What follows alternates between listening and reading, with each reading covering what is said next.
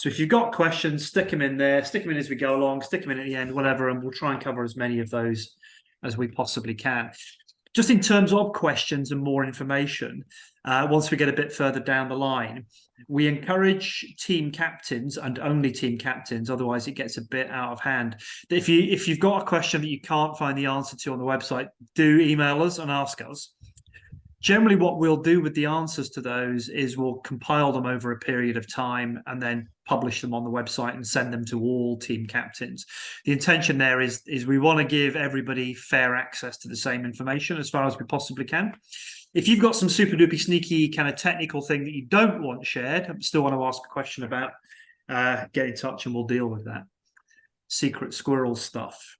Okay, so that's about it for in terms of intro, other than to introduce my colleagues here this evening. So first off, we've got Gary and Adam, who may wave to you now. There we go. Look at that. Gary and Adam are very experienced adventure racers. They'll be known to many of you in the room, and they are planning the courses for ITERA 2024. Both live in Wales, both know the terrain really, really well, and therefore kind of, a really good choice as far as we're concerned, because there's loads of local knowledge there. So they'll chat a bit later on about kind of, their approach to the course design and, maybe some sneaky peeky views of what the course might or might not look like. Probably not, though.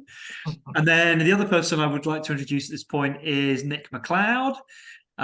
Nick is going to kick off the session tonight by doing some stuff around what adventure racing is, what it requires, all the rest of it. Nick, again, will be known to many of you in the room, massively experienced adventure racer. The queen of UK adventure racing. I think it might be Gary called you the queen or the princess. I'm not quite sure. After racing with her, yes. Many of you will also know Nick is ex-world champion. So we're in really good hands. I mean, the knowledge doesn't get any deeper than that Nick has. So Nick, if you're happy to kick off and do your session, that'd be amazing. Amazing. It's brilliant to be here and to see lots of familiar faces. I feel like to some of you, there might be a bit of teaching to suck eggs, and to some of you, this might be interesting or exciting. So do feel free to dip in or out, and I'll stick around for the whole session, of course. So if there's anything that you want to follow up on, either catch me here or indeed on WhatsApp or whatever works. Paul just asked me to introduce a little bit about adventure racing more generally. So I suppose most people here understand what it is at very least, but typically multi-sport, point to point on a route created for you, usually by people who are passionate about the area, that needs quite a lot of navigation and an exceptional amount of teamwork, typically. I think it's the most incredible sport for meeting a pretty diverse but like-minded group of people who are ready to pit their wits and indeed their bodies against whatever nature or the course planner Gary and Adam might throw at them. It's a big international family, and it's definitely a way of seeing the absolute best parts of a region. And if you're short on time because of work, then it's a really fast way of seeing a lot of a region as well, which is of course something that draws some of us in. And I'd say if you're looking for other sources of good gen than what you'll get tonight, Adam does a great set of AR for AR on YouTube, and I quite enjoyed Eddie Winthorpe's essay on what to tell your workmates about adventure racing, which we might share somewhere later. Just a few quick bits on the prep and the training. Clearly fitness, as I well know, makes things more pleasant, but isn't an absolute requirement for this. So I think Paul and I can identify, having been in the Faroes recently, that neither of us were in tip-top shape, but had a really good time anyway. So racing to train is a reasonable way for busy people to develop fitness, and I think it's worth saying that up front. Of course, you want to be top of your game, but there's a reality to life that means that adventure racing actually fits into a lot of people's lives quite well, even if they haven't managed to do exactly what they planned in terms of their 3-hour marathon and 10-hour Ironman. So I think you need to respect your teammates in terms of being prepared, but if you are coming less fit than you'd wanted to, I thought there was a couple of things that I'd drop in that are absolute musts, particularly for Wales and particularly for Gary and Adam's course, I suspect. One of them is a bit of downhill running, because if you don't do that, you'll get DOMs on day 2 and you won't be able to walk, even with sticks. And the other one is sit-ups in a gym session, because it just keeps your body moving, even if you're coming in not in prime condition. Of course, many on the call will be coming in prime condition, but no, that's worth dropping in. You know, it's quite a realistic target for people to do this particular race, because it is a sort of 48 to 72 hour time frame. A quick word on communication. So I think really important between a team is to talk before the race about, downhill walking, says Gary. Before the race, talk about what you want to achieve. So that's going to determine how urgent you need to be in the race and keeps everyone content with what performance you get to. I'm sorry, in the background who's probably wanting his food. The other thing is sticking together, quite literally. So being out ahead is really not helpful unless you're route finding, and you won't find the 3 teammates behind you praising your fitness 100 meters back. You want to say hi to praising people. Yeah, can you go and help yourself? I'll be there in 5, Cam. So there's the we're having a TV dinner. There's the reality of life and my fitness. So you won't find 3 teammates praising your fitness 100 meters back. They'll just be annoyed with you. So sticking together, communicating well, knowing each other, training together, and socializing together, which of course is as important as the training. The next thing I thought I'd mention is just mindset and motivation. So before we get into, bikes and kayaks and things like that, if you go into a race with the mindset saying that you'll finish, I think that's one of the main things that will ensure that you do.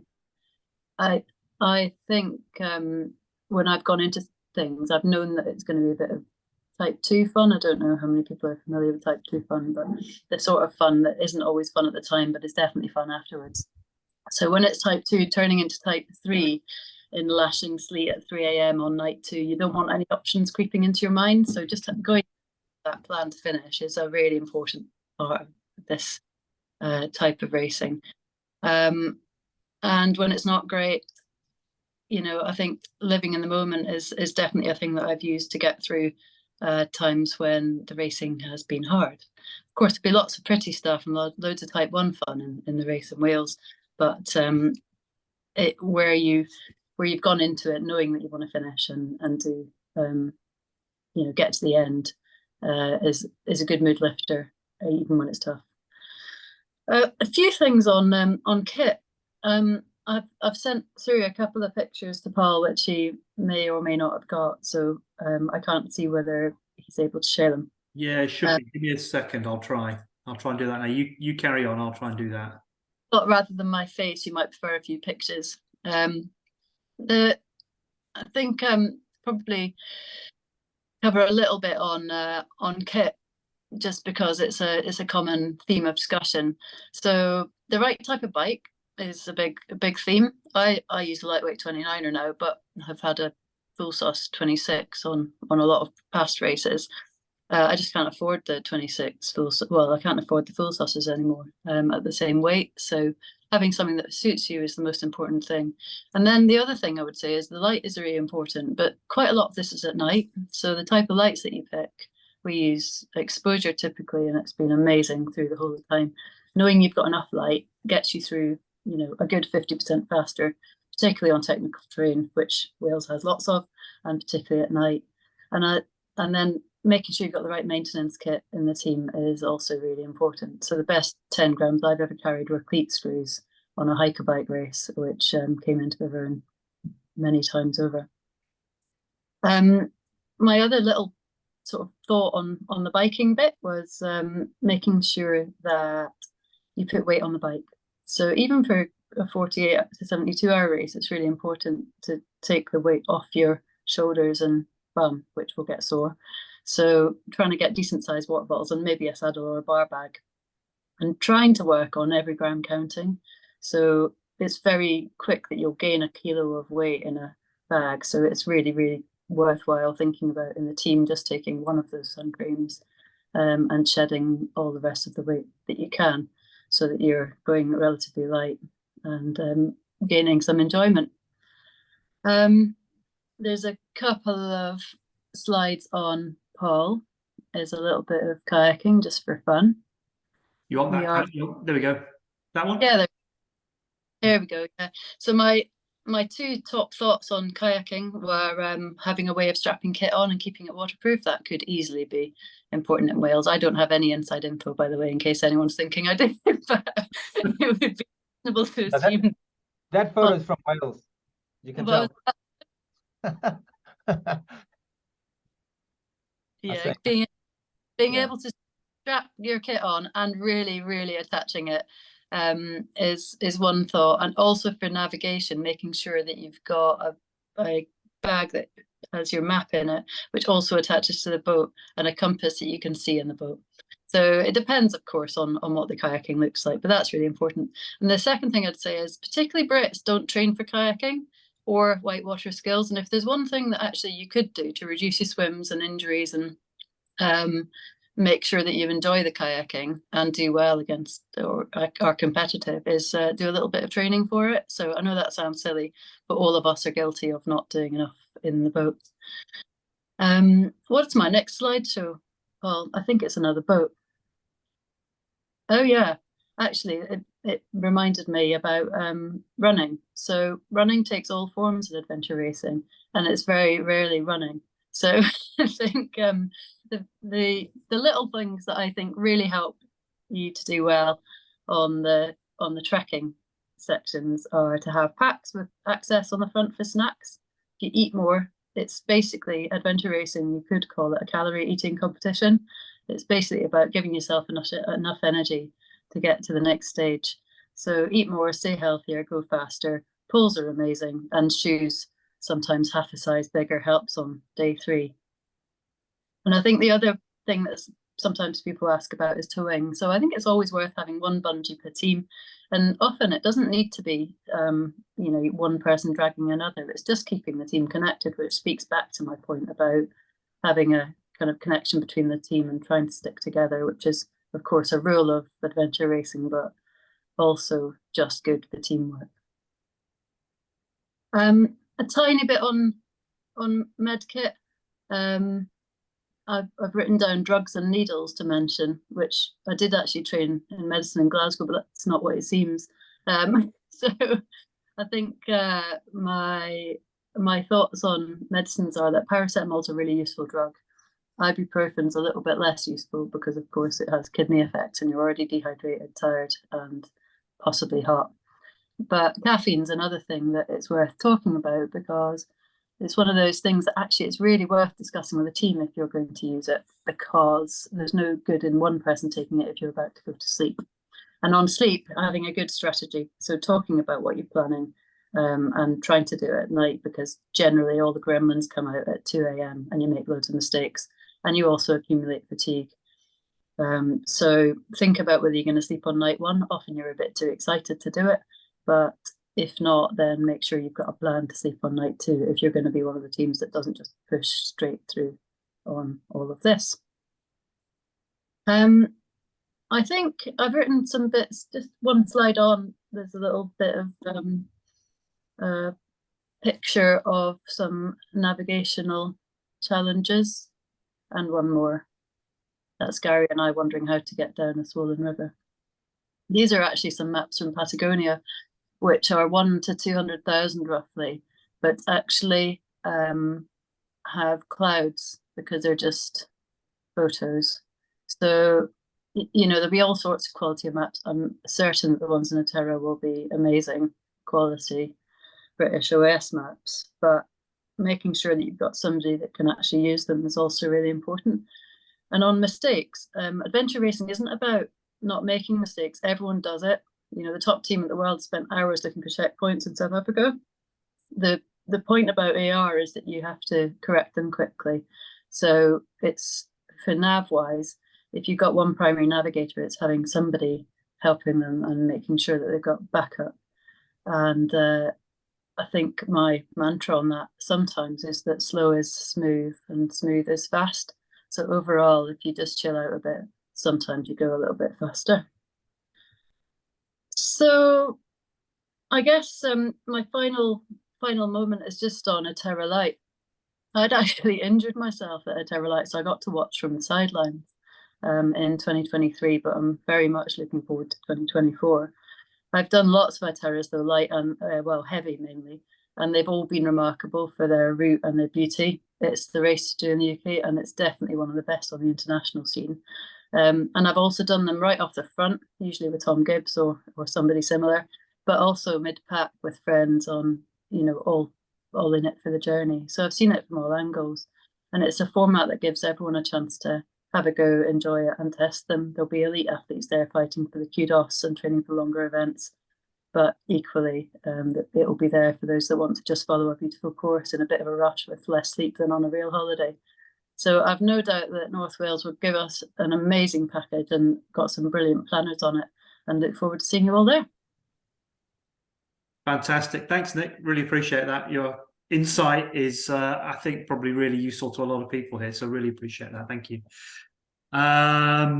Okay, so we've kind of done a little bit of the kind of the generality there with Nick on kind of what is adventure racing and some of the things you might need to, or you might want to think about. So we'll turn a little bit of attention now to ITERA-lite more specifically. This will probably be a little bit freeform because we've not rehearsed it, but essentially I'm going to talk a little bit about the format of the event, and Gary and Adam, I'm sure, will chip in at points. And kind of towards the end of this little section, I think Gary and Adam will talk a little bit about their course philosophy, how they've approached the course design for this race, without giving too much away. With a bit of luck, you never know. Maybe there's some red herrings coming your way. Watch this space. So, I mean, the guiding principles of ITERA-lite are the same as for the kind of the bigger, the 4 or 5 day ITERA event. All that's really happened is we've scaled it back down to two and a bit days. All the other elements remain exactly the same. And it's a format that we inherited from James, the amazing James Thurlow, who created ITERA back in, well, what became ITERA back in 2010. And the guiding principles are that we've adopted are pretty much the same ones that James did.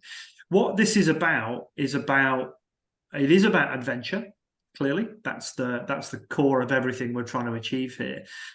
But it's about we're trying to make the event doable. We want this to be possible for a range of abilities. I mean, clearly, you know, it's not a massive range of abilities. There are some skills and experience and fitness and all the rest of it that's going to be required to do this. You know, it's not parkrun. But within that kind of range, we want people to have great experiences. And really what we're looking for is to get as many teams across the finish line as we possibly can. It's a bit of a personal disappointment to us on our side of the fence when teams don't finish, because we're trying to set it up so it's doable. And when that doesn't happen, we've got something wrong. And, you know, we take that on the chin and it's not great.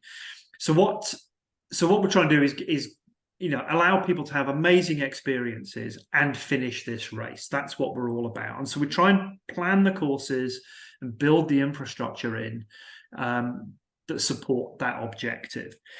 So the first thing to note is the format of the checkpoints. ITERA does this in a slightly unusual way. In a lot of adventure races, it's a linear course. You know, these are the checkpoints. You visit them all in order, and if you take 5 days to finish, you take 5 days. If you take 10 days, you take 10 days. That's great, but it means a pretty prolonged experience for the folks at the back of the pack, and it also means courses are open for a long, long time. We don't do that in ITERA. Instead, there is a kind of a skeleton, a core of mandatory checkpoints. There aren't very many of them. I think there were only a handful that were mandatory in Scotland earlier this year. So the transition areas are generally mandatory. You have to go to the transition areas because that's how it helps us keep control of the race. But beyond that, there won't be many mandatory checkpoints that you have to visit. Most checkpoints will be optional. And the way that works is that if you choose not to visit an optional checkpoint, that's fine by us. We actually, you know, we're kind of encouraging that to some degree. You'll see this in the way that we construct the course. But those optional checkpoints carry a time penalty. So instead of disqualifying teams or DNFing teams because they didn't visit a checkpoint, what we do is we add some time to your overall race time. So whatever your finish time is, plus the total of those penalty times for those for the missed optional checkpoints equals your total race time.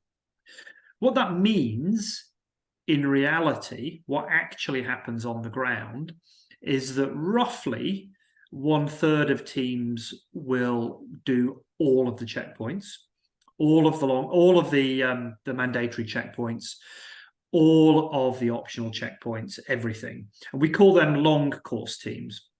And that's generally about 1/3 of the pack. That's worth bearing that in mind. That's how we're approaching this, and maybe you want to kind of bear that in mind as well. Not every team is a long course team. Every team we hope will complete the race, but they're not every team is going to be a long course team. And it's probably really important, particularly if you're a newcomer to this, is to understand that and to make a judgment call on whether you are competent and skilled and fit enough to be a long course team. If not, there are loads of other options open to you. So roughly 1/3 of teams will complete everything. We call them long course teams. They get ranked first. Roughly 1/3 will only do the will only do the mandatory stuff. And we call them short course teams.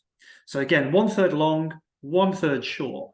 The other third are the folks and the teams that are picking up the optional checkpoints as they see fit. So maybe they're a really strong biking team, so they'll pick up more of the biking optional checkpoints. Maybe that checkpoint over there in the hills looks like it'll be a really cool place to go, so we'll go and do that because that'd be a bit of an adventure. That's fine by us. That's what we're trying to set up. So you get your long course teams, you get your short course teams, and there's a whole bunch of teams in the middle that have done a bit of both. And that strata is kind of what we're looking to achieve and get everybody to the finish line. To support that, we work quite hard to come up with good transition areas. It's not always achievable because of the nature of the terrain that we're in, but we're generally looking for transition areas to be kind of solid buildings, somewhere where you can get warm and dry, somewhere where we can provide you with hot water. That's one of the things we want to do. We're aiming to do at every transition area is the availability of hot water, so you can rehydrate food and make a cup of tea and all those kind of things. So those solid, we call them solid checkpoints, those decent checkpoints, again, we've realized over time they're really quite important to get teams across the finish line, particularly teams that are kind of at the middle and the back end of the pack. That's kind of all I wanted to say in terms of the overall format at this stage. Gary and Adam, do you want to chip in terms of kind of some of the specifics of what the course will look like in Wales, and how you've approached designing it? Yeah, I'll speak. Yeah, this course is kind of interesting because, for one thing, the fact that Gary and I are collaborating on this, and that's kind of unusual to have two course designers. And where it's been really beneficial is we've been able to bounce different ideas off each other. And I think it's worked really, really well. What we're looking at this point is a linear course. So, anybody let's say anybody who did the course back in July, I know there was a long bike stage on that course, and some people broke it up by doing the kind of special stages in between, and some people just did a lot of biking. And what we've endeavored to do is to avoid that. So we're trying to avoid a stage that just becomes hugely, boringly long. It's much more dynamic, much more interesting than that. Of course, we can't know what you are going to do, because if you, as Paul was saying, if you're a very good biking team and you decide you want to do all the biking and hardly any trekking, and that's on you. But in terms of the course design, there is a lot of variety. And I would say, Paul's saying quite wisely, you've got to, going into the race, you've got to decide how fit are we really? How well are we going to really cope with this course? I would say, don't deceive yourself into thinking that you're terrible. Don't. Be optimistic on this course. So don't just start dropping checkpoints right off the bat because you're like, oh, are we going to get there? Are we going to get there? I think this course is quite achievable in the sense of you got to pace yourself. You got to get enough sleep, especially if you're a newcomer to this stuff. But I live down the road. When I say down the road, I live in North Wales. So I know this terrain very well. And, you know, we're not beasting you up and down hills for no point. We're not trying to make this course, you know, make or break you if you're trying to pick up everything. But I will say at the same time, and this is just a word of caution, if you like to do trekking, bring your poles with you, because Wales is not flat, right? It's not flat. So I would say the poles, not just for the uphills, the poles maybe for the downhills as well. Gary? Yeah, hi all. Yeah, I totally agree with Adam on the working together bit. I think we've developed a very good outline initially, and every time we look at it, we've got something to add or improve, which we shared with Paul about a week or so ago, and he's quite excited about the course, so that's good. So in terms of numbers, so we're probably looking at a 300-kilometer-ish course, similar to what it was in ITERA-lite Scotland. And we're trying to get roughly a third of the teams to be able to do that within 48 hours. Well, the top team will do it in 48 hours, and then the remaining teams that do the long course will need to do that within 60 hours. That's the plan. That's what we've set out to achieve.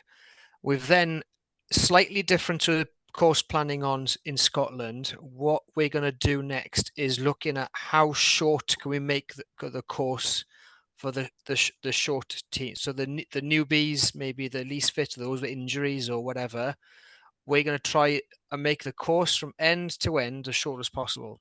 And we think we can probably get it down to 150 to 200 kilometers. And yeah, it was all in the design. I see a few perplexed looks. And it will still add a lot of adventure and excitement even to those teams.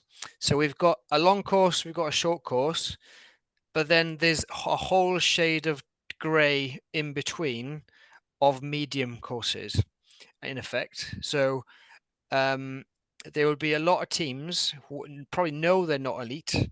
They just, well, what should we go for? What should we drop? And then it becomes a very strategic race. And what else is there to say? I'm going to say there's going to be more stages than there were in Scotland. So I think we've taken on board that maybe the long stages in Scotland are maybe a little bit too long for the newbie teams. The experienced teams were very used to long stages, but the newbies weren't. So we've taken that on board. We've made them slightly shorter, which will result in slightly more transitions, but that's okay. That's in hand.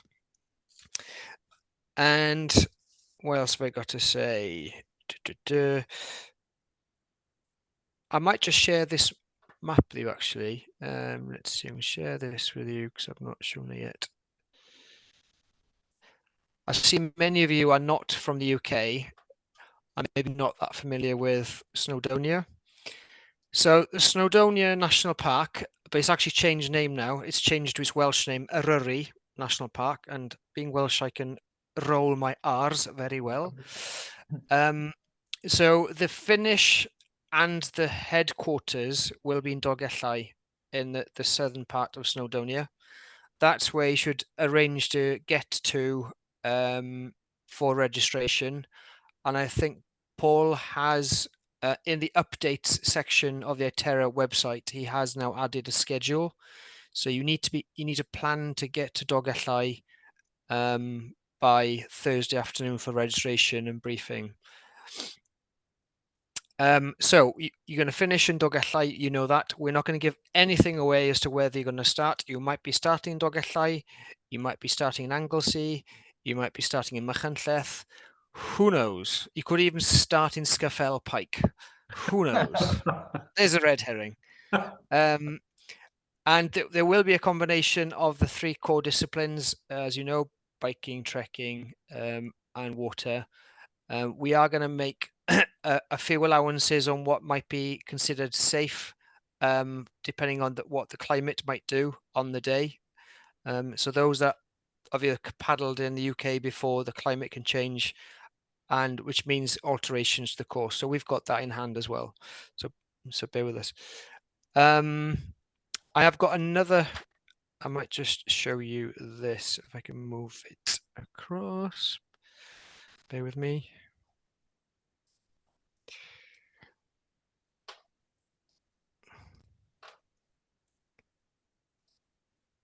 Well, Gary lines that up. I'll encourage you, because we'll probably be moving on to Q&A reasonably shortly. So if you've got questions, start firing them in on the chat, and we'll get round to as many of them as we can. I just want to share this with you. So this is like a terrain model of Snowdonia.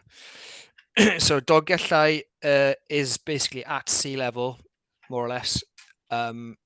The highest peak in the Snowdonia is 1,085, I think, is it, Adam?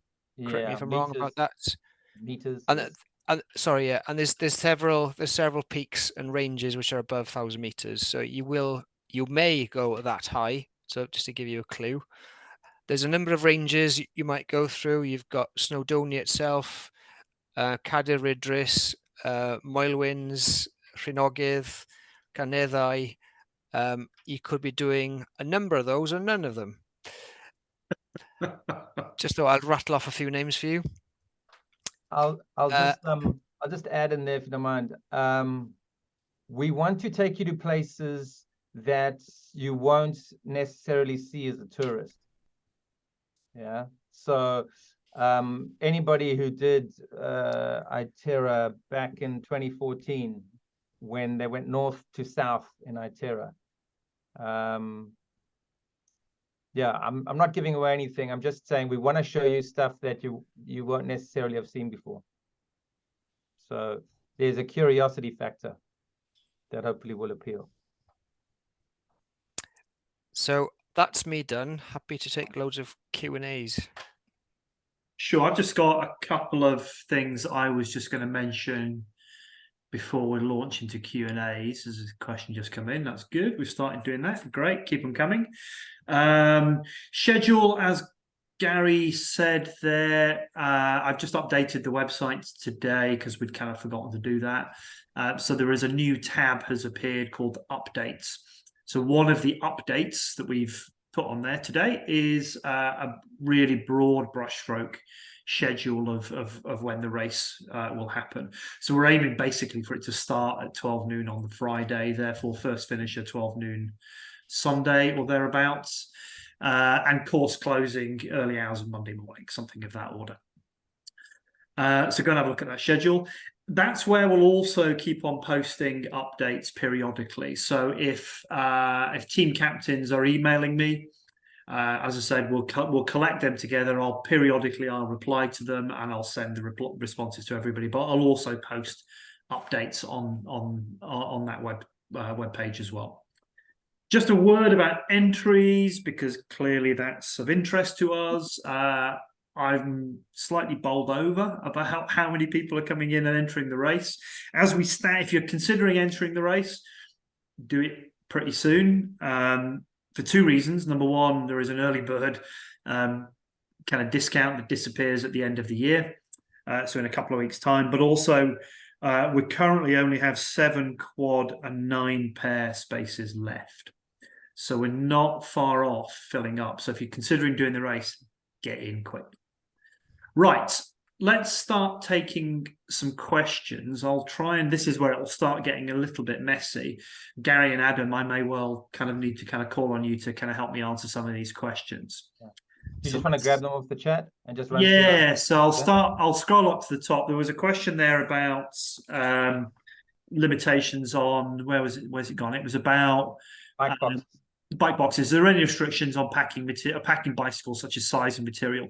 Yeah, we have the usual AER World Series rules around bike boxes. There's a specific size. We also really clear on that size and weight. Details are on the website. I think on the FAQs tab, there is a section on there of bags and boxes called bags and boxes, and I think all the details are on there. One of the things we're really, really, really keen on is your bike boxes, whatever they're made of, whether they're Corex or cardboard or whatever. Please, A, don't cover them in shrink wrap because it makes them a nightmare to load on and off trucks, and you'll annoy bigger Chris Gaisley, who may be in this call. I'm not sure. The last person on the planet you want to annoy is big Chris Gaisley. But also don't kind of fasten them with those elastic things with the hooks on the end, because they come undone, and they've caused injuries to our race crew team in the past. If you don't have, there's a question that's come on further down the line. I'll answer it now because we're talking about bike boxes. Many teams will have their own boxes, or will make their own boxes, usually out of Corex plastic. And that they're reusable time and time again. There are various templates online for how to build those. We are going to have a stock of cardboard bike boxes that will be available. I think we're going to charge, I think they're 20 quid each. Drop me an email and we'll reserve those for you, and they'll be available for collection at race registration. That's usually of particular interest to international teams. I don't know, but whatever. We will have some cardboard bike boxes that we'll be able to sell you. But let me know in advance so we make sure that we bring enough of those. Similarly, there are restrictions on bags. How many bags per team, what weight they are, all that kind of stuff. I'm not going to tell you the details of that now because A, I can't remember, and B, you won't remember, but it's all detailed on that bags and boxes bit of the website there.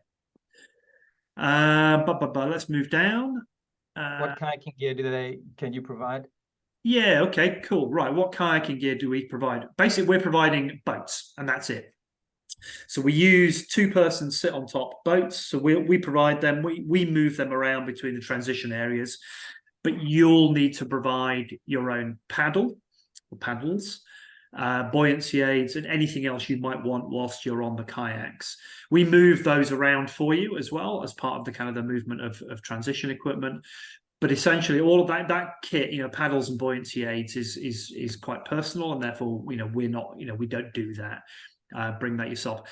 The other bit that we don't have is backrests for the kayaks. So literally, they're just the bare bones. Sit on top, 2-person boats. Everything else is by you. I'll just add here, in terms of the paddles, you won't need to go out and buy some fancy carbon paddles. So don't worry about that. You can get a cheap buoyancy aid and a cheap kayak paddle and you'll be fine. So don't think you need to spend a lot of money on this. Borrow some from a local canoe club or something. You'll be good. Yeah. You don't need paddles that split apart. You can have a single piece paddle. Yep, all good. Yeah, let's not be spending huge amounts of money on new kit. Mind you, some of us like new kit. Ferg, we'll be a new team. Oh, that's the kayaking gear. Yeah. Are we able to camp near the start and finish? The answer to that is don't know yet. I think I mentioned this in the updates, which I only published this afternoon. Don't know yet. Watch this space. Our intention is that yes, there will be the ability to camp near the start and finish or near the race HQ area, but we haven't got that over the line yet. So watch this space. But yeah, our intention is to offer that, whether that's on site or a nearby kind of commercial campsite or something like that. We're not quite sure how that's going to work yet. Watch this space. Next question, level of experience for the kayak. What do you say, Gary? Basic. I think if the conditions are quite choppy, we would need to remove that particular option anyway. So I suspect it wouldn't be really difficult conditions. Yeah, I mean the way this runs usually in the big 5-day race is that there's a requirement for 1 person in each boat to have a 3-star or equivalent qualification. We're not going to ask for that in this race because the kayaking stages won't require that level of skill, experience, ability. However, I think everybody here, I think Nick kind of talked about it. Brits are notorious in the adventure racing world for not bothering training paddling. You will definitely have a better experience if you go and learn some skills. Even if you just go and spend a couple of days in a boat at your local canoe club, that's time well spent, and it'll be fun as well. You know, it's also a good experience. So whilst we're not looking for specific qualifications or years of experience, we kind of do rely on you knowing something about what you're doing. You know, don't be turning up here and getting in a boat for the first time and expecting to have a good experience. And the reality is we've not done it yet, but we reserve the right. If we spot you going around in circles and it all being a bit, you know, we're going to reserve the right that you don't go on the water. But, you know, we can't have people being unsafe. That's not a threat or anything daft like that. You know, I want to encourage people to have some experience and some skills, because it will just be a better experience for you. Okay. Yeah, and you want to train your paddling, as Paul is saying there. Just, yeah, you want to train it based on the course. You want to train your paddling. Wise words, Adam. Listen to him, people. I'll tell you, those of you who are coming up from overseas, North Wales can give you grade 5 if you really want to paddle grade 5. We are not putting grade 5 into this course, but it's got everything. I'm just saying. For international teams, will there be any transfers of range from the airport? Yeah, that's another one that like the camping, is something that is our intention. But we've not quite got the details of that across the line yet. I suspect, and again, I think we put this in the updates today, I think the most obvious thing to do is aim for international teams, aim at Manchester Airport being your arrival airport. And we'll work it out from there. I imagine what will happen is that on the Thursday and maybe the Wednesday, we will specify 1 or 2 shuttles on each of those days. So and deal with it, something like that. I haven't done anything about it yet. It is my intention to do something about it. We want to help you do that and get here. Yep. Doing your bike boxes, we've covered. There's a question about team composition that Gary's answered, saying, you know, you don't have to be a mixed gender team. You could have all guys or all women or whatever it is. You won't be ranked the same as teams that are mixed gender. He's also mentioned in there about navigation, because there was a question, you know, how good do my navigation skills need to be? And especially for newcomers to adventure racing, that's usually the biggest, you know, concern coming into a race like this. And Gary's written there, can you navigate on the mountain in the dark using your map and compass? Because although the mountains in Wales are not very tall, at just over 1,000 meters maximum, the mountains here are very real. And so the mountain conditions are very real. So you don't want to come into these mountains, even though it's going to be summertime. You don't want to come into these mountains ill-prepared for conditions that can go very sideways very quickly. You know, we're hoping, of course, midsummer that the weather's going to be great, but we don't know. So you could easily be in very, very cold conditions, in howling wind and rain, not because it's Wales, but because the conditions can change so quickly. Being, you know, Britain is, it's an island off the coast. It's not like the Alps where the weather conditions tend to be more stable. So you really have to be prepared for not just the mandatory kit. You want to make sure in the middle of summer that you are able to stay warm. As some of you know, there was a recent report that happened in the Lake District where somebody got caught out very, very, very badly. Fortunately, they survived. So don't think that you can take navigation lightly. Having said that, I'm not trying to scare you or anything. I'm just saying you want to be comfortable. But one of the things about racing in the UK just is, for people overseas, is although there are very real challenges in racing in the UK, I mean, there's no jokes about it. You can also escape to civilization fairly quickly. You know, it's not that you're in a remote mountain range, hundreds of miles from civilization, and when things go sideways, you go, what do we do? So you can escape mountaintops fairly quickly here, but that still depends on you knowing which direction you're going in.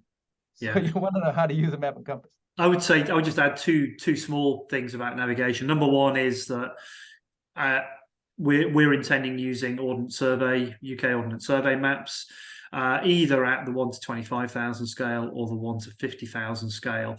They are generally acknowledged. I think they are. I think they're great maps. So, you know, we've got a good starting point at least. And the other kind of little bit of advice, if you're kind of concerned about navigation and want to go and play a little bit with that, kind of the purest hit of navigation and the quickest way to learn some of those skills, go and find your local orienteering club. and go and do half a dozen orienteering events, and that'll probably equip you with almost all the nav skills that you're going to need. It's a really kind of pure dose. Go and find, orienteering. What else have we got here, Adam and Gary? What about midges? What about midges? Actually, I didn't really answer that. I'm saying, okay, if you want, you can bring a little midge net for your face. But in living in Wales for the last 6 years, I have encountered bad midges maybe once. It's a bit of a confusion because I did have midges bad once in 2012. So it's not like Scotland. It's not Scotland. It's not Scotland. I never concern myself with midges ever, no matter which season I'm going out in the mountains here. Gary? Jen and Nick have asked a question about what level of experience you need for kayaking. It might be easier if Jen and Nick, if I've asked you back in the chat, what level of experience do you have? Just in terms of, are you familiar with paddling at all? Can Jen and Nick hear me? They can probably hear you, but probably can't respond. I think everyone's muted. Don't know whether they're able to unmute, to be honest. I mean, if you're familiar with paddling and a sit on top, you'll be fine. I'm not going to give too much away, but it's not going to be that choppy. If conditions change and it becomes choppy, we will change the course. That's all I can say. Yeah, we're not interested in putting you at risk. Yeah, no. We've designed this course to be exciting for the elite, but also doable by newbies. So, trust us. If you're a newbies and you want to give this a crack, this is a race to do it in. Totally. And I've designed courses in Wales where people have turned up, they don't even know what the sport is, and they've gone out and had a blast. Like they've done some tough stuff out there, through the night, whatever. And I found them in the middle of the forest looking a bit bewildered, but they crossed the finishing line going, woo, woo, woo, woo, So don't be intimidated by what we put in front of you. It's awesome. It's just up to you to decide how hard you want to push yourself. I'm just going to rattle quickly through some of these. I think you guys have already kind of jumped in and answered, but just so everyone's aware of the answers. Do we need to carry the paddles with us while racing? No, we will move paddles as part of the transition equipment from point to point to point. Obviously, you're going to carry them when you're on the water. Which type of kayaks do we use? They are sit on top, 2 persons. I can't remember. Is it Perception? I can't remember which ones they are. Malibu 2s. Malibu 2s. Can we use a bike helmet for the kayak? Yeah, I put a note on the website today about that if we mandate helmet requirement for kayaking, bike helmets will be acceptable for that. But yeah, Gary's, we'll supply kayak helmets if we consider they are required. That's probably within the context of a special stage of some kind. But generally, it'll be a bike helmet will generally be acceptable, and if it's not, we'll provide the equipment. Do we need kayak-specific clothing? Gary, you kind of half answered that. You answered that. So, yeah, just your waterproofs. Just a waterproof jacket. Yeah.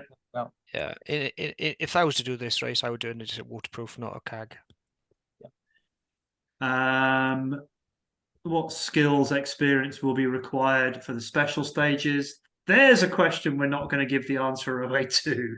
But to be confirmed, yeah. Yeah. Have a look at my response. Top secret, yeah. No, I mean, I did. There is a note in the updates, I think, again today that does refer to this, the kinds of things that we might, you might need to do. So, I think I've said in there, it would do you no harm to be familiar with how to put a harness on. You should potentially also know how to use a belay device, stuff like that. We're not going to give away what the special stages are or are not on this event, and therefore we're not going to give away the precise list of skills that would be required. But I mean, some basic ropes skills are always going to be a useful thing. Navigation skills are always going to be useful. Anything weird and esoteric over and above that, there'll be instructors on hand, that kind of stuff. as a newbie, do racers typically wear cycle shorts, tri-shorts throughout, or leggings, etc.? Gary and Adam, you want to take that one? I mean, it's a mixture. For this race, I'd be quite happy wearing just leggings, but that's what I'm used to. Some people might want cycle shorts or tri-shorts. It's you know. So what's the question? I missed that. It's just What what kind of clothing would you wear? You know, tri-shorts, cycle shorts. I mean, Nick has kind of has answered that one as well. There, shorts for whole races, cycle shorts for big cycle stages. It's all very individual. So yeah, it's what's the clothing choices? If I was new, I would go for comfort first. If I was, I mean, in long races, you generally go for comfort. If you're doing like say a 3 to 5 hour adventure race, you'd go for tri-shorts, so you don't have to change from run to bike. But in this one, I'd expect the newer teams to change between each stage. The elite teams probably would use tri-shorts in this one for as long as possible to keep the transition times down, but I'd imagine so. It's up to you. Doesn't matter. This is just bike related. We are not only cycling on fire roads. So get out and ride some single track. Yeah. That's important. You Very know, cryptic. we're not sending you down something like a black run or a red run or whatever. I'm just saying you want to be comfortable on single track, you know. So practice. It might be worth me just popping in here. So basically, mountain bike trail centres were born in Snowdonia. So Coed y Brenin was the first mountain bike trail centre in the UK. We might be exploring that or one of the many other trail centres as part of this event. So you should be reasonably experienced at technical riding, but it will not be, technical riding. The vast majority of it will be on public rights of way. Yeah, I think the way I've characterized that again is pretty much exactly what you've said there, Gary. If you can kind of get to the point, you know, in terms of what experience and skills do you need, if you're reasonably happy on a red grade trail center route, you're going to be fine with everything that's going to happen here. I remember what I said before.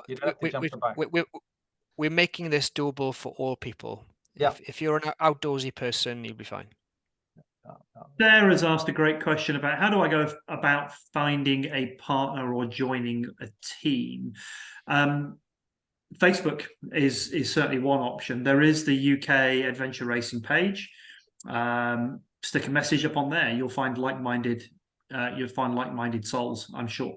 Or get in touch with us, because we'll keep a bit of a register of folks who might want to be paired up.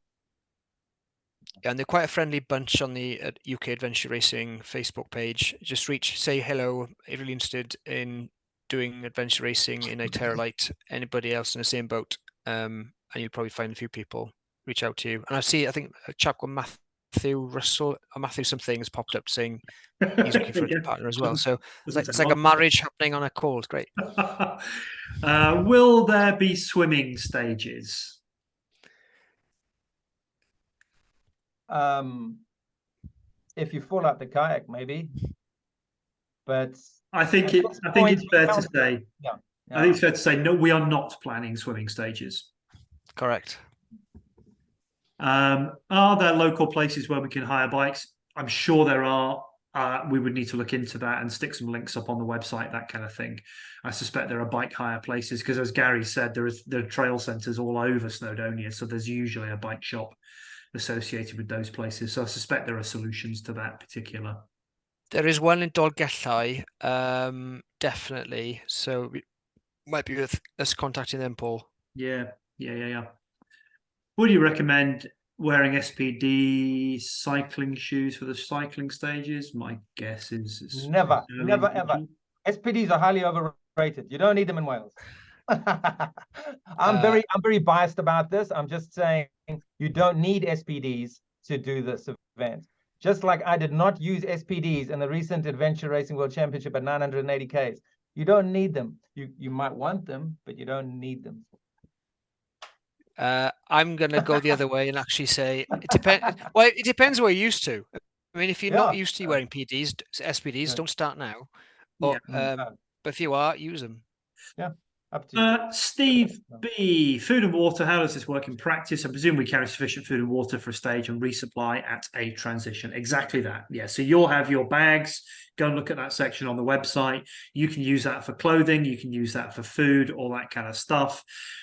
So you will take whatever food with you on a stage that you're going to need for that stage, but you'll get access to your bags at the transition area. You can, restock and resupply.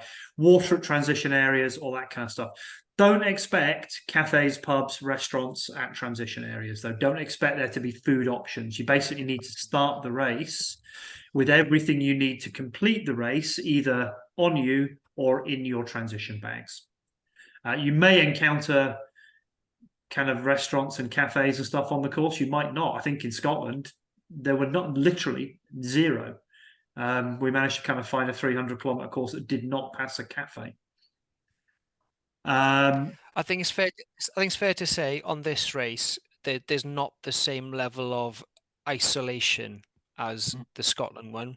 So I mean, if the proverbial happens and the it hits the fan, you're not going to be too far from civilization, and you might come across the odd village or town. Well, town's a bit strong, but village. Yeah, village, yeah.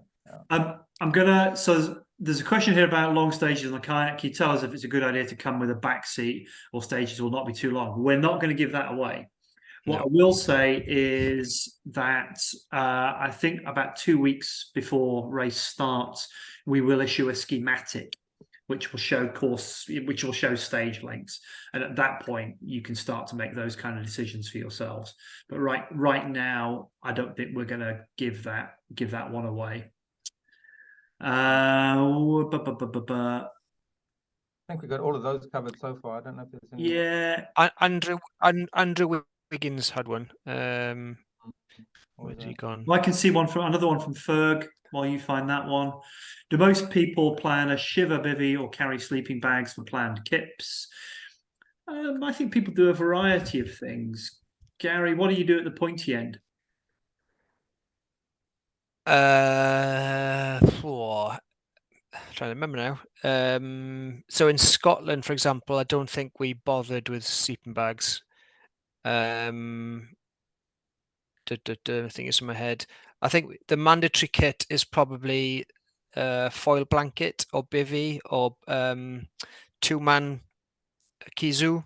Yeah. From memory. You got me on the spot a bit here. Yeah, sorry. Okay, yeah. So no, Yeah. I mean, in terms of mandatory kit, yeah, there is. I think I've added a two-person bothy bag for that. But so I mean, the elite team's not going to be sleeping in this race because they'll get around in 48 hours as we did in Scotland. I think the team that came first had a 10-minute sleep somewhere. We didn't sleep at all. We came second. But then as you go down the pack, that you are more likely to need sleep. So you need to figure that. How do you do that? Yeah, I would on a race of this length, because I'm kind of definitely mid to back of pack, if we're honest. And I would plan a sleep of some kind, at least one during this race. And I would probably put a tent and sleeping bags in one of my transition bags. And plan for one of those transitions to actually get 3 hours kip or something at some point during the middle of the race. Yeah, that's sensible. Yeah, I wouldn't carry a sleeping bag on this. No. Will there be hot water available at the TAs? Yeah, that's the plan. All of them, if we can achieve it. Some of the more basic TAs, it may not be possible, but our intention is that all transition areas will have hot water. Hopefully we can achieve that. Is sleeping at a TA allowed? Yeah, it will be. Generally, but not usually. We have a rule that not within the building itself, so it'll be outside of the building. So the building is for kind of kit and for us and for hot water and stuff like that. So we generally will not allow teams to sleep in buildings, but kind of in the surrounding area as a general rule, that will be fine. I found the question from Andrew. He said, are pairs non-mixed teams competitive? More specifically, providing they're a long course, are they allowed to leave transitions ahead of the leading mixed teams? So the question is, if you're on the long course, I think, but you're a pair or same sex, can you go in front of the mixed teams? That's probably something to take away. I'm not totally sure I understand the question, but we have a. So let me just kind of go back one step, and I probably should have said this at the earlier on. So one of the kind of the other weirdnesses of the ITERA format is that we have a rule at transition areas that short course teams, i.e. a team that hasn't done all of the checkpoints up to that point, is not allowed to leave transition area until the first long course team has left. And that just helps us keep the race together. It stops a really speedy short course team flying off the front and arriving further down the course before we're ready. That's the purpose there. We don't, I mean, in terms of kind of mixed or not mixed or pairs or quads, we don't discriminate beyond that.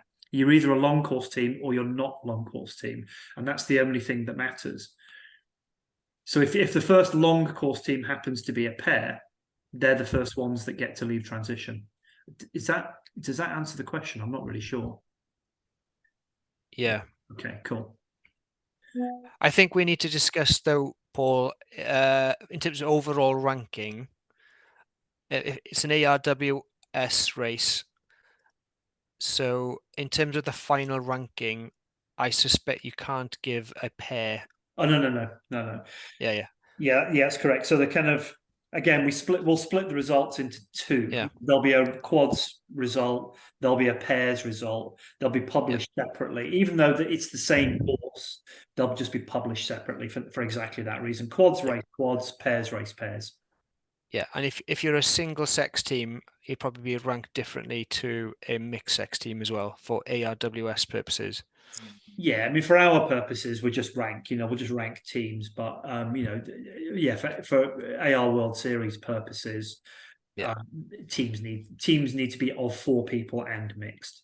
But we're, for ITERA purposes, race with what you got. Bring do what you like. We just want people to have some fun. And if that means you're an all-female team or an all-male team or whatever, so what? Come and race. We'll rank you. Yeah. I think we did. It is worth saying we did have an all-female team last year. It's in ITERA Scotland. Yes, who very, very, very nearly got long course. It was really close. Right, we've got this last question just come in, and then we'll wrap up. We're enrolled as a pair. Is it possible to change into a 4 in a few weeks if our friends have found it? Yeah, email me on that. If you're currently a pair and you want to turn into a 4, we can do that. Similarly, I think we had a couple of instances last year where a couple of pairs came together and we created a 4. And we had various other weird things go on with some of the Irish teams last year as well. We ended up cobbling teams together pretty much on the start line, and that's all fine. We just want people to race. But yeah, if that kind of thing applies to you, get in touch and we'll sort it out. We'll make it work some way. Gary. It might be worth talking about what happens if one of your team members kind of gets injured or can't continue, blah blah blah, because that may happen. So let's say if you're a team of 4 and one of your team members cannot continue for whatever reason, you should try and get them to a safe place, ideally the next transition. I'll let you go into the other points, Paul, but ultimately, if one of your team members drops out, then you can continue potentially going forward. It doesn't mean your race is over. Yeah, that's much easier if it's a quad dropping to a 3, because we're allowing pairs. Therefore, by definition, a 3 is also fine. Makes the kayaking stages a bit more interesting, but there's ways and means. A pair dropping to a solo, we wouldn't allow that for safety reasons. No way. But maybe there are possibilities around us tacking onto another team or something like that. We'll make those kind of things up on the fly, but our overall principle is we want as many people to get to the finish line as we can.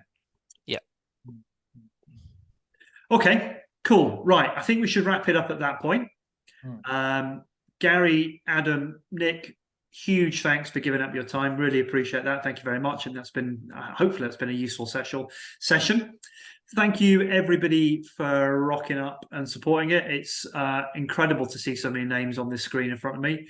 And I know some of you are from all sorts of interesting places around the world, which is really, really cool. So we hope to see you all at ITERA-lite in July 2024, if not a race in the future.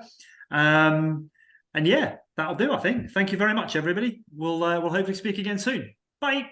Cool. Yep. Live long and prosper.